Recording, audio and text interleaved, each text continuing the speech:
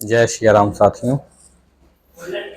18 पुराणों के नाम हम लोग सुनते आते हैं कि 18 पुराण हैं, लेकिन 18 पुराण कौन कौन हैं तो जरा सुनिए। ब्रह्म पुराण, विष्णु पुराण, शिव पुराण, लिंग पुराण, पद्म पुराण, स्कंद पुराण, वामन पुराण, मत्स्य पुराण, वाराह पुराण, अग्नि पुराण, कूर्म पुराण, गरुड़ पुराण, नारद पुराण, भविष्य पुराण और ब्रह्म वैवर्त पुराण, मार्कंडेय पुराण, ब्रह्मांड पुराण। अंत में लिखा गया है श्रीमद् भागवत महापुराण। ये 18 पुराण हैं हमारे।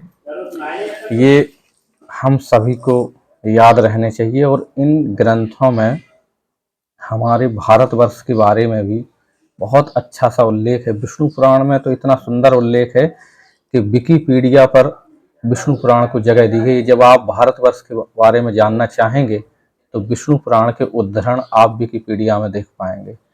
तो ऐसा है कि हमारे जो पुराण हैं बहुत प्रासंगिक हैं, लेकिन बस लोग इस भूल करते हैं, ऐसी भूल कर देते हैं कि ये कपोल काल्पनिक है। लेकिन जब आज साइंस बढ़ रहा है तब लगता है कि कुछ तो था, बस हमने उस पर ध्यान नहीं दिया। हमारे पुराणों में बल्कि जो कई पुराण हैं जैसे वायु पुराण है, इसमें वंशावलियां हैं राजाओं की। मत्स्य पुराण है, इसमें भी वंशावलियां हैं। मतलब हमारे यहाँ इतना प्रासंगिक है कि राजाओं का, उस राजा के कौन सा पुत्र हुआ है, किस प्रकार से राज्य चला है, उन राजाओं के बारे में पुराणों में बहुत अच्छा देखने को मिलता है। तो हम लोगों को पुराण सुनने से जैसे बहुत सारी व्याख्याएं होती हैं जो लोग नहीं समझ पाते हैं, तो उन कथाओं के माध्यम से समझाने का प्रयास किया गया है पुराणों के माध्यम से। हाँ, फिर भी आज के, क्योंकि पुराण जिस सदी में लिखे गए या जिस पुराने समय में लिखे गए, उस समय वो बातें प्रासंगिक होंगी। आज वो बातें उतने प्रासंगिक नहीं हैं, तो उन बातों पे हमें ध्यान नहीं देना चाहिए। जो हमारे जीवन को अच्छा कर सके उन बातों पे गौर करना चाहिए।